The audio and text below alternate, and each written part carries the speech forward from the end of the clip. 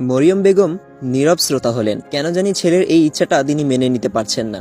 কেন জানি মনটা অন্য কিছু বলছে, কিন্তু ছেলের উপরে গিয়ে কথাও বলতে পারছে না। অনেকদিন ধরে ছেলের জন্য মেয়ে দেখতেছেন, কিন্তু এখন পর্যন্ত কোনো মেয়েকেই মাহিমের পছন্দ হয়নি। এই প্রথম সে বলল মেয়ে পছন্দ হয়েছে। মরিয়ম বেগম চুপ করে রইলেন। আব্দুল সাত্তার সাহেবও চিন্তায় পড়লেন। তিনি সুষ্ঠুভাবে মেয়ের বিয়ের কাজ শেষ করতে চেয়েছিলেন। শুভ কাজে দেরি করলে কাজটা অশুভ হয়ে যায় অনেক সময়। আব্দুল সাত্তার সাহেব যেন নিস্তেজ হয়ে গেছেন। সানজিদা মাথা নিচু করে বসে আছে। বিয়েটা করতে তার কোনো আপত্তি নেই, এমনিতেও তো তার কোনো পছন্দ নেই। তবে গ্র্যাজুয়েশন করে বিয়েটা হলে অনেকটাই ভালো হয়, স্পেশালি তার স্বপ্নটা পূরণ হয়। কিন্তু মাহিমের প্রস্তাবে মনে হয় কেউ তেমন খুশি হয়নি।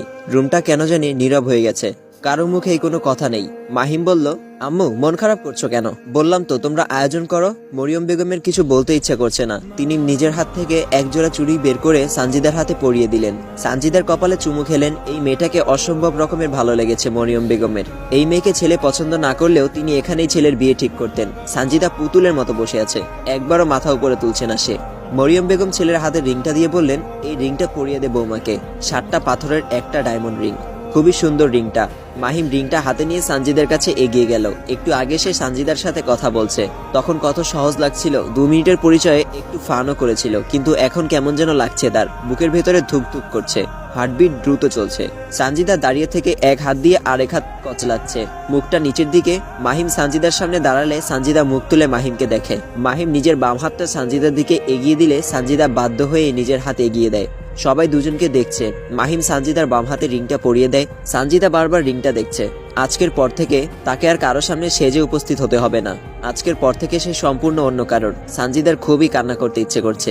জীবনটা এমন কেন? এত বছর ধরে নিজের বাবা মা লালন পালন করলো, আর বড় হওয়ার সাথে সাথে তার অন্য একজনের বাড়িতে নিজের ঠিকানা স্থাপন করতে হয়। রিংটার দিকে তাকিয়ে সানজিদার চোখ দিয়ে টপ টপ করে 2 ফোঁটা পানি গড়িয়ে পড়ে। সেই পানিটা কারো নজরে না পড়লেও মাহিমের নজর এড়ায়নি।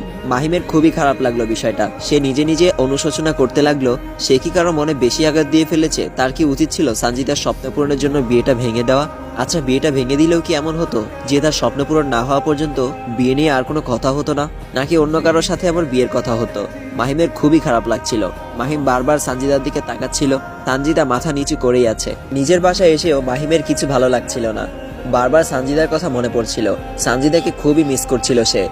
এর আগে কোনো মেয়ের প্রতি এমন ফিলিংস আসেনি মাহিমের। মাহিমের শুধু যে খারাপ লাগছিল তা নয়, রীতিমতো সে চটপট করছিল।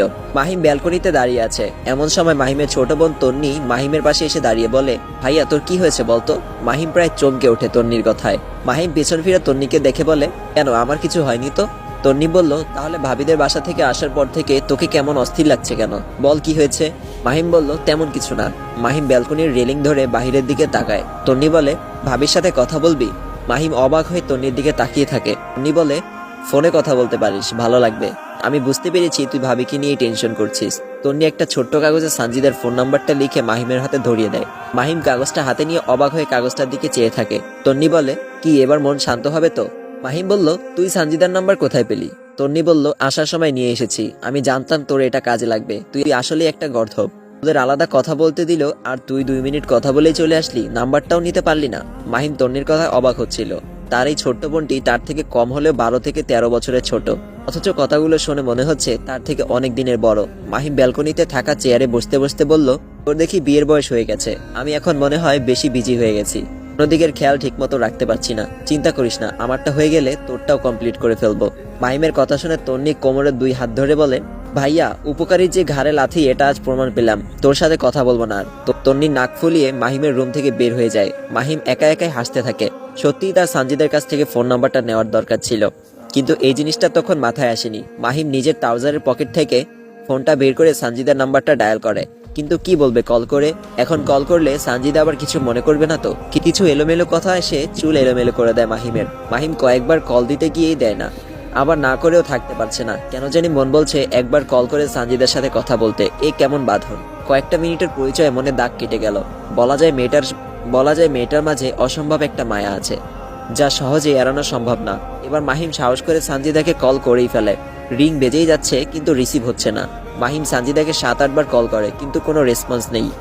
এবার মাহিমের খুবই অস্থির হচ্ছিল, ফোন রিসিভ না করার কারণ কি। মাহিম নিজের রুমে এসে পায়চারি করতে থাকে। কিছুক্ষণ পর আবার কল করে। এবার একবার রিং হতেই কলটা রিসিভ করে। সানজিদা ফোনটা রিসিভ করে বলে, আসসালামু আলাইকুম। মাহিম বলল, ওয়ালাইকুম আসসালাম, এতক্ষণ কল রিসিভ করেননি কেন? সানজিদা বলল, আপনি কে বলছেন? উত্তর এলো, আমি মাহিম। সানজিদা বিছানায় শুয়েছিল। মাহিম নামটা শোনার সাথে সাথেই লাফ দিয়ে উঠে বসে। সানজিদার কান থেকে মোবাইলটা নিয়ে নাম্বারটা দেখে বলে, মাহিম বলল, আমি। তা আপনি এতক্ষণ কলটা রিসিভ করেননি কেন? সানজিদা বলল, ঘুমিয়েছিলাম। মাহিম বলল, ও সরি ডিস্টার্ব করার জন্য। সানজিদা বলল, ইটস ওকে। সানজিদা এবং মাহিম দুজনেই কিছুক্ষণ চুপ করে থাকে। নীরবতা ভেঙে সানজিদা বলে, আপনি আমার নাম্বার কোথায় পেলেন? আমি তো দেইনি। মাহিম বলে, মন থেকে কিছু চাইলেই পাওয়া যায়, সেটা